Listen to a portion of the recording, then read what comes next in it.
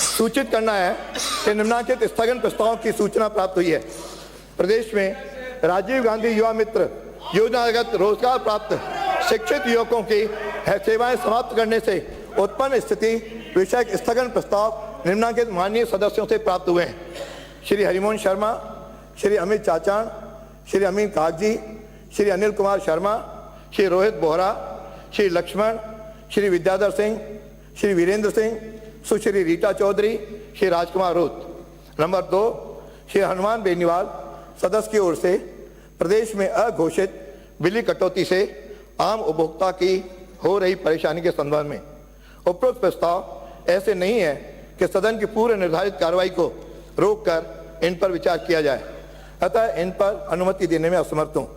फिर भी माननीय सदस्य श्री हरिमोहन शर्मा, श्री रोहित बोहरा और श्री राजकुमार रोत को उनके प्रस्ताव के विषय वस्तु पर 2-2 मिनट बोलने की अनुमति होगी। प्रक्रिया के नियम 295 के अंतर्गत प्राप्त विशेष उल्लेख की सूचनाएं श्री गोविंद प्रसाद सदस्य की ओर से विधानसभा के क्षेत्र के मनोहर थाना की क्षतिग्रस्त पुलियाओं की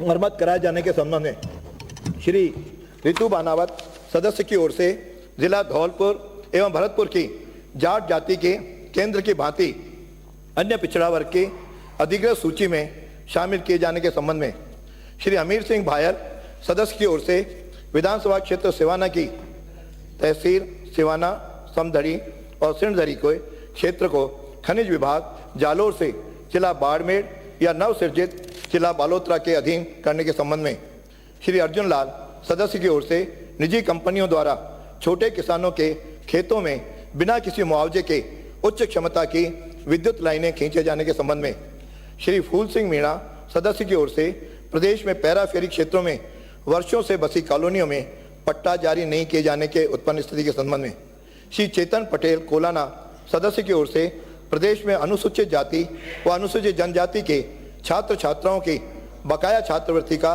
शीघ्र भुगतान करने के संबंध में श्री मनीष यादव सदस्य की ओर से श्री विधानसभा क्षेत्र शाहपुरा से गुजरने वाले नेशनल हाईवे 48 पर हो रही मादक पदार्थों की तस्करी को रोकने हेतु समुचित कार्रवाई करने के संबंध में श्री शैलेश सिंह सदस्य की ओर से भरतपुर संभाग। तो विधानसभा कार्यवाही के दौरान कांग्रेस नेता के सवाल के बाद बीजेपी ने कैसे बवाल किया वो आप सुनिए। मैं आपके माध्यम से माननीय मंत्री महोदय से पूछना चाहता हूं कि ये जो आपने कोई नहीं बोलेगा भाई, बताएं, मैंने अलाउ किया है। आपने जो जवाब में 33 प्रकरण बताए हैं,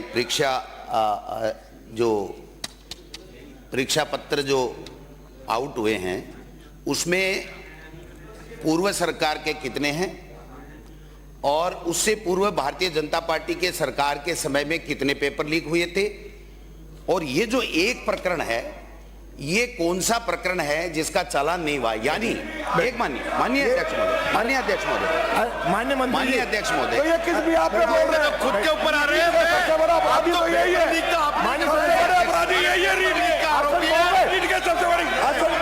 आप चुप रहिए, मैंने सदन चलाना है या स्थगित करना है? आई विल नॉट टॉलरेट, मैं इसका बर्दाश्त नहीं करूंगा। एक वाक्य में आपको एक प्रश्न एक मिनट पूछने दीजिए, पूछे।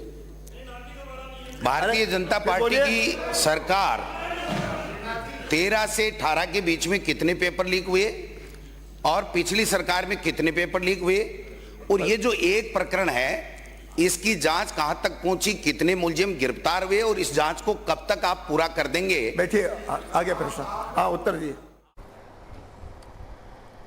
तो प्रभावी तौर पर जो मुद्दा उठाया गया जिस पर बीजेपी और कांग्रेस दोनों ही एक दूसरे पर आरोप लगाती हुई नजर आ रही है, तो सहयोगी इस वक्त मेरे साथ मौजूद हैं, उन्हीं से जरा जान लेते हैं।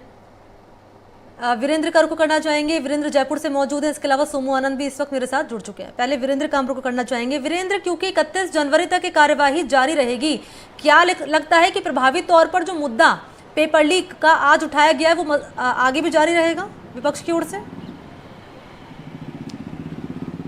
देखिए मनी, जिस तरीके से आपने देखा होगा कि राजस्थान के अंदर सबसे बड़ा जो मुद्दा कह सकते हैं या फिर कह सकते हैं कि जो युवाओं से जुड़ा हुआ मुद्दा है वो है पेपर लीक को लेकर। जिस तरीके से आपने देखा होगा पूरे राजस्थान के अंदर पिछली सरकार को काफी बार बीजेपी ने सड़क हो या सदन हर जगह घेरने का काम किया था, और उसी की तर्ज पे आपने देखा होगा कि विधानसभा चुनाव के अंदर बीजेपी ने इसे अपना बड़ा मुद्दा बनाया और उसे भुनाने की भी कोशिश करने में सफल रही थी। इसके अंदर आपने देखा होगा कि तमाम युवाओं को लेकर जिस तरीके से बीजेपी ने अपने जो संकल्प पत्र में जो कह सकते हैं कि जो वादे किए थे उन्हें पूरा करने के लिए कटिबद्ध भी है, और बीजेपी के द्वारा जिस तरीके से आपने देखा होगा जैसे ही मुख्यमंत्री भजनलाल शर्मा शपथ लेते हैं उसके 1 महीने के दरमियान, यानी 1 महीने के अंदर अंदर वो कई ऐसे फैसले लेते हैं जिसके अंदर आप देखेंगे पेपर लीक के अंदर उन्होंने एक एसआईटी गठित की, और जो भी पेपर लीक के अंदर आरोपी पाया जाएगा उसके खिलाफ कानूनी और आर्थिक तौर पे कार्रवाई की जाएगी। तो कहीं ना कहीं ये जो वर्तमान सरकार है वो पेपर लीक को लेके सीरियस भी है, और उसी की तरह पे आपने देखा होगा कि सबसे जो पहला सवाल है आज की, अगर सत्र की शुरुआत की बात की जाए आज के दिन की, तो सबसे पहला जो सवाल था वो पेपर लीक को लेके ही था। इसको लेके जो कह सकते हैं कि आरएलपी के जो विधायक हैं हनुमान बेनीवाल, उन्होंने सवाल किया था कि पेपर लीक के अंदर क्या कुछ हुआ है, वर्तमान सरकार ने वादे किए थे या फिर एसआईटी गठित की है उसका क्या कुछ रिजल्ट रहा। तो उसको लेके जो चिकित्सा मंत्री हैं गजेंद्र सिंह खींसर, उन्होंने साफ तौर पे कहा कि आपके द्वारा जो सवाल किया गया है वो उसका सवाल का जवाब ये है कि इस पूरे पेपर लीक के अंदर सीकर की एक जो कह सकते हैं कि कोचिंग इंस्टीट्यूट है उसका जिक्र किया गया था। उसके बाद जब गोविंद डोटासरा के द्वारा जब कह सकते हैं कि लगातार इसके ऊपर जो कह सकते हैं कि हंगामा किया गया, और कह सकते हैं कि जब हंगामा की शुरुआत, ठीक है वीरेंद्र, आपको रुको करेंगे। इस बीच सोमू से भी जानेंगे कि कांग्रेस पार्टी के आने वाले वक्त में क्या रणनीति रहने वाली, किस रूप में यहाँ पर बीजेपी को सदन के भीतर घेरते हुए कांग्रेस पार्टी नजर आएगी। लेकिन इस बीच हम दर्शकों को सुनाते हैं सदन के भीतर जब हंगामा हुआ तो बेनीवाल की ओर से क्या कुछ कहा गया और गजेंद्र सिंह खींवसर की ओर से क्या जवाब दिया गया। क्या सरकार इन तमाम भर्ती परीक्षाओं की जांच सीबीआई से कराने की मंशा रखती है ताकि पर्दे के पीछे बैठे असली गुनहगार मगरमच्छों के नाम भी उजागर होकर उनके विरुद्ध कार्रवाई हो सके? यदि हाँ तो कब तक, नहीं तो क्यों? क्योंकि आपकी पार्टी, बैठिए, हो गया प्रश्न, उत्तर आने दो, प्लीज। ये प्रश्न कहा है साहब, नोटिस आता है। आपकी पार्टी जब विपक्ष में थे आपके नेताओं ने सीबीआई जांच की मांग की थी, ये मेरा सवाल है गृह मंत्री जी, आप बताएं।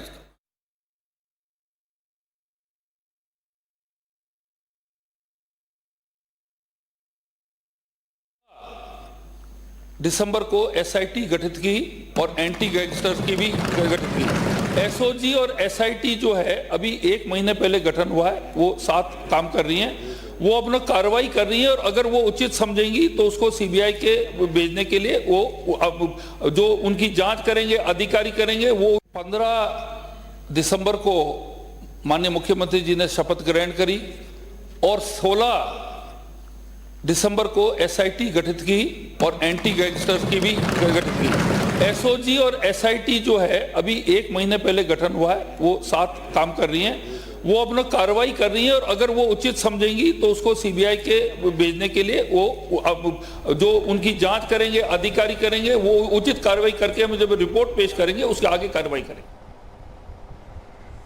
तो बेनीवाल ने सवाल किया कि क्या जिन नेताओं पर आरोप लगे क्या उनसे एसआईटी ने पूछताछ की है, तो खींवसर की ओर से जवाब यहां दिया गया कि एसआईटी चीफ सीबीआई में रह चुके हैं, अगर आपको कोई जानकारी चाहिए तो चीफ से आपकी मुलाकात और बैठक करवा देते हैं।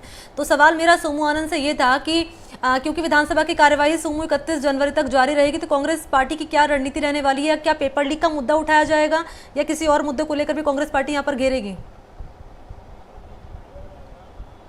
देखिए, कांग्रेस की तरफ से बहुत साफ है, आज के लिए ही 31 जो सवाल सूचीबद्ध थे और जो विधानसभा की वेबसाइट पर जानकारी मौजूद थी उसमें खासतौर पे पुरानी सरकार की योजनाओं से संबंधित सवाल भी थे।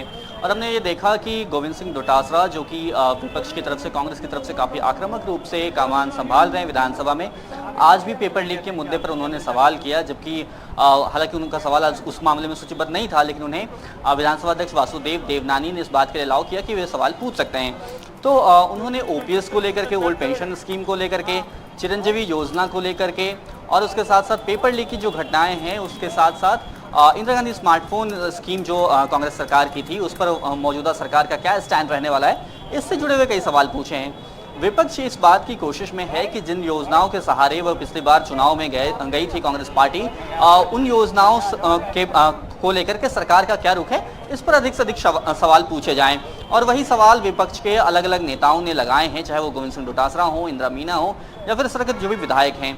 तो उन्होंने खासतौर पे पुरानी योजनाओं से संबंधित सवाल पूछे हैं और उस पर सरकार को घेरने की कोशिश रहेगी। यह कांग्रेस की रणनीति है। बहरहाल आज पेपर लीक से ही इस मुद्दे की शुरुआत हुई है और हमने देखा कि उसमें भी गोविंद सिंह डोटासरा ने, कांग्रेस के प्रदेश अध्यक्ष ने यह सवाल पूछा कि जैसे एक मामले में चालान नहीं हुआ है, वो मामला कौन सा है।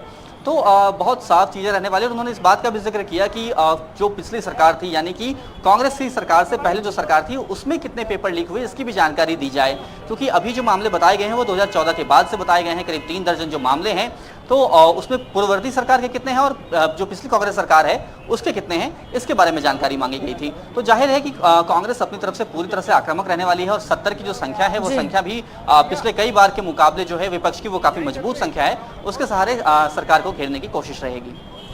ठीक है सोमू और वीरेंद्र, आप बने रहिए। इस बीच दर्शकों को बताते चलें कि एसआईटी के गठन के 40 दिन बाद ये बताएं कि जो आरोप पिछली बार लगे थे, जिनमें माध्यमिक शिक्षा बोर्ड के पूर्व अध्यक्ष, आरपीएससी चेयरमैन और राजस्थान कर्मचारी चयन बोर्ड के अध्यक्ष, आला ब्यूरोक्रेट और पूर्व मुख्यमंत्री के सीएमओ में रहे नजदीकी अफसरों और नेताओं से क्या पूछताछ एसआईटी ने की। दरअसल सवाल उठाया गया बेनीवाल की ओर से। सवाल ये है अध्यक्ष महोदय कि आपने एसआईटी का गठन कर दिया, वीके सिंह इसके चेयरमैन है। वीके सिंह जी तो लगातार खुद इंटरव्यू लेने जाते थे वहां 5 साल तक। 1 मिनट, मैं उन पर आरोप लेकर सुने मेरी बात, 1 मिनट।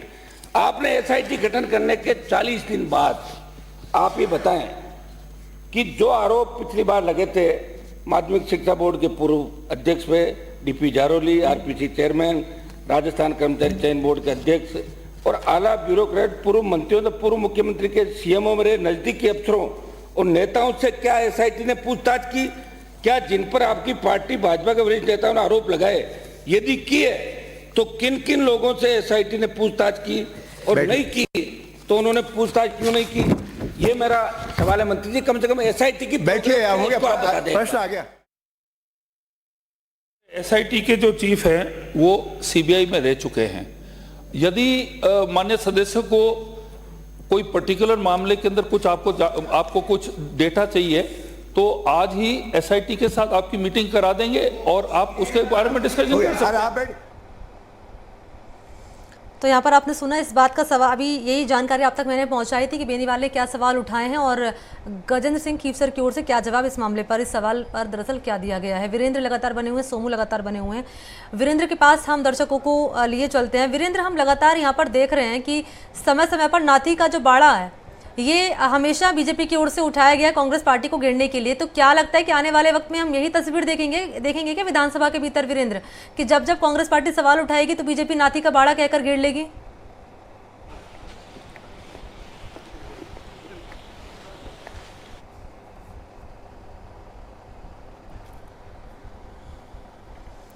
लगता है वीरेंद्र तक मेरी आवाज नहीं पहुंच पा रही है। वीरेंद्र से हम दोबारा से संपर्क करने की कोशिश करेंगे। सोमू लगातार बने हुए हैं और इस कार्रवाई पर भी नजर बनाए हुए हैं। सोमू, जैसा कि आप बता रहे थे कि क्या आने वाले वक्त में कांग्रेस पार्टी की रणनीति यहां पर रहने वाली है, क्योंकि हमने देखा था जब पहला दिन था कार्यवाही का, तब भी शुरुआत में डोटासरा हो, चाहे इसके अलावा शांति धारीवाल हो, उन्होंने तमाम मुद्दों को लेकर यहाँ पर हंगामा किया था। और आज कार्यवाही का दूसरा दिन है, पेपर लीक का मुद्दा जोर शोर से यहाँ पर उठाया जा रहा है। आने वाले वक्त में आपको क्या यहाँ पर तस्वीर बनती हुई नजर आ रही है? जैसे कि आप बता रहे हैं कि तमाम जो सवाल है वो सूचीबद्ध कर ले गए हैं, कौन कौन से प्रमुख सवाल हैं जो यहाँ पर सूचीबद्ध किए गए हैं? मैं सिर्फ 30 सवालों का जिक्र नहीं कर रही हूँ, प्रभावी तौर पर ऐसे कौन कौन से सवाल हैं जो कांग्रेस पार्टी की ओर से, विपक्ष की ओर से सदन के भीतर यहाँ उठाए जाएंगे? जी देखिए, आज जो 2 प्रमुख सवाल सूचीबद्ध थे उनमें पहला सवाल पेपर लीक को लेकर था, दूसरा सवाल इंदिरा गांधी सोमू, आपको माफी के साथ यहाँ पर रोक रही हूँ। हनुमान बेनीवाल मीडिया से मुखातिब इस वक्त हो रहे हैं, क्या कह रहे हैं वो दर्शकों को सुनाते हैं। ये सरकार जब बनी भारतीय जनता पार्टी की, तब डॉक्टर साहब से लेके कई आपके लोकसभा के अंदर भी कई बार मामले उठे थे। मैं देखता था इनके सांसद, चाहे रीट का मामला हो, सेकंड ग्रेड का मामला हो, चाहे दूसरे मामले, उनकी सीबीआई जांच की हमेशा डिमांड करते थे कि सीबीआई जांच करो।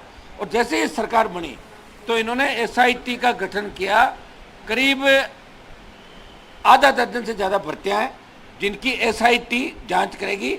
और एसआईटी की जांच का अध्यक्ष उस व्यक्ति को बनाया, वीके सिंह को, एडिशनल डीजी को, जो आरपीएससी के अंदर लगातार 5 साल से इंटरव्यू लेने जाते थे। ये मामला मैंने उठाया और मेरा सीधा सीधा सवाल था कि जब भारतीय जनता पार्टी की सरकार आई वो नौजवानों ने उनको वोट दिया, भ्रष्टाचार के खिलाफ वोट दिया। कांग्रेस के आला नेता मुख्यमंत्री ऑफिस तक तार जुड़े थे। मैंने भी राष्ट्रीय लोकतांत्रिक पार्टी ने बड़ा आंदोलन किया था पेपर लीक की घटनाओं के खिलाफ। आरपीएससी का हमने घेराव भी किया था, माध्यमिक शिक्षा बोर्ड का घेराव भी किया था। जाड़ोली को बर्खास्त किया मुख्यमंत्री ने, लेकिन एसओजी ने क्लीन चिट दे दी बाद में। तो ये हमारी मांग थी कि जो बड़े मगरमच्छ मछलियां तो पकड़ रहे हो, लेकिन पर्दे के पीछे जो बड़े मगरमच्छ है, बड़े ब्यूरोक्रेट्स है, जिन नेताओं पर आरोप लगे थे, जिन मंत्रियों पर आरोप लगे थे, ये सीबीआई जांच से ही दूध का दूध और पानी का पानी हो सकता है। ये मांग मेरी थी कि इन तमाम मामलों की सीबीआई जांच करे। एसआईटी गठन से कुछ भी नहीं होगा। एसआईटी का गठन भी आपने कर दिया, लेकिन 40 दिन के अंदर एसआईटी ने किसको बुला के पूछताछ करी, बताओ मुझे।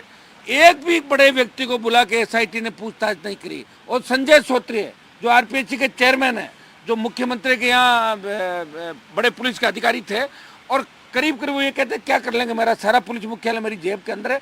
तो हम सब लोगों ने मांग करी कि राजस्थान के जवानों के भविष्य के साथ जो खिलवाड़ किया, इसलिए भारतीय जनता पार्टी को इस मामले की सीबीआई जांच करानी चाहिए।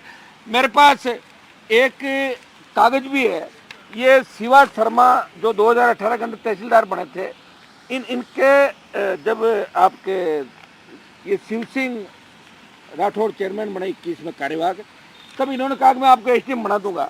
और देखिए ये मेरे पास कॉपियां भी है, मैं टेबल भी करूंगा ले जाकर, आपको बताने के लिए लाया था। इनको नोट अटेम्प्ट खाली छुड़वा दिया 21 के अंदर कि आप तो पहला और चौथा प्रश्न पत्र खाली छोड़ो। हिंदी में तो 146 नंबर दिए और नोट अटेम्प्ट खाली छोड़ा हुआ एनए लिखने के बाद उसमें भरवा कर वापस नंबर मार्किंग हुई है। ये भारी भ्रष्टाचार आरपीएससी के अंदर हुआ बिना सीबीआई जांच के। ये काम नहीं, एक उदाहरण मैंने दिया है तो हजारों सैकड़ों लोग होंगे। मैं तो जब 13, 14, 15 के अंदर था, जब आरपीएससी के भ्रष्टाचार का अभी का गोरान के समय मीडिया ने खुलासा किया था, मीडिया की बदौलत ये मामला बाहर आया था, तब हमने ये भी मांग करी थी कि आरपीएससी के 2005 से लेके और 2015 तक के जितने भी अध्यक्ष उनके रिश्तेदारों की, या जो सेकंड ग्रेड थे, फर्स्ट ग्रेड थे, थर्ड ग्रेड थे, जिनके ग्रेजुएशन में, पीजी में सेकंड ग्रेड, सेकंड डिवीजन है, वो व्यक्ति आरपीएससी का एग्जाम में टॉप कैसे कर सकता है। तो ये जांच सारी होनी चाहिए। सीबीआई जांच की मांग हमेशा हम कर रहे हैं, लेकिन दुर्भाग्य से सरकार सीबीआई को जांच देना नहीं चाहती। इससे लग रहा है कि भारतीय जनता पार्टी भी कांग्रेस के नक्शे कदमों में चल रही है। ये जाड़ोली का जो बर्खास्तगी का मामला था, ये इस ओर कर सकता है कि मुख्यमंत्री उनको बर्खास्त करते हैं और एसओजी उनको क्लीन चिट देती है। एक मैं आपको ट्वीट बताऊंगा, देखिए आप, ये शिव सिंह जी ने ट्वीट किया था 18/12/21 के जब चेयरमैन थे, इन्होंने ट्वीट किया था जोधपुर में बन सकता है देश का पहला यूनेस्को ग्लोबल हेरिटेज पार्क।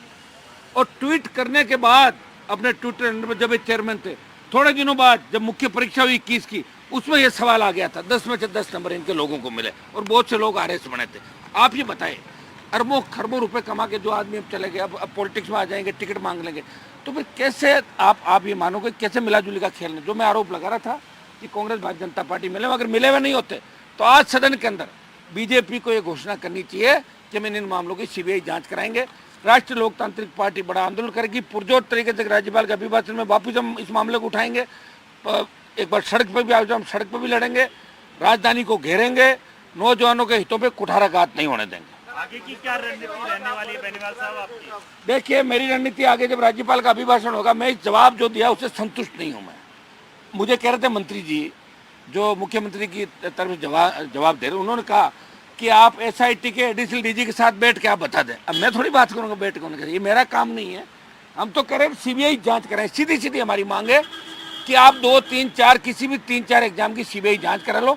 इसमें नेता भी पकड़े जाएंगे, चीफ मिनिस्टर के लोग भी पकड़े जाएंगे, और एक बार जब पकड़े जाएंगे तभी खुलासा होगा, तभी आरपीएससी का जो दबदबा था, आरपीएससी की जो इज्जत थी, वो वापिस जब ही होगी। नहीं तो हर व्यक्ति कहता है कि आरपीएससी पे भरोसा नहीं, माध्यमिक शिक्षा बोर्ड पर भरोसा नहीं, कर्मचारी आयोग पर भरोसा नहीं रहा। मैं ये कह रहा हूँ जब सेंट्रल हॉल के अंदर हम बैठते थे, लोकसभा के अंदर थे, तो यूपी बिहार के सांसद मुझसे सवाल करते थे कि हनुमान जी आपके यहाँ 10वीं 12वीं लड़के हमारे यहाँ नहीं कर पाते, तो उनको 10वीं 12वीं कराने की रेट क्या होगी राजस्थान के अंदर। ये राजस्थान शर्मसार हुआ। इसमें कांग्रेस पार्टी भी जिम्मेदार है और भारतीय जनता पार्टी की 13 से 18 की सरकार भी जिम्मेदार है। कई भर्तियां रद्द हुई थी, हम उनकी भी सीबीआई जांच की मांग कर रहे हैं। कौन से मामले में? मंत्रियों के जवाब के मामले में नहीं, वो उनका राज्यवर्धन जी का एक जवाब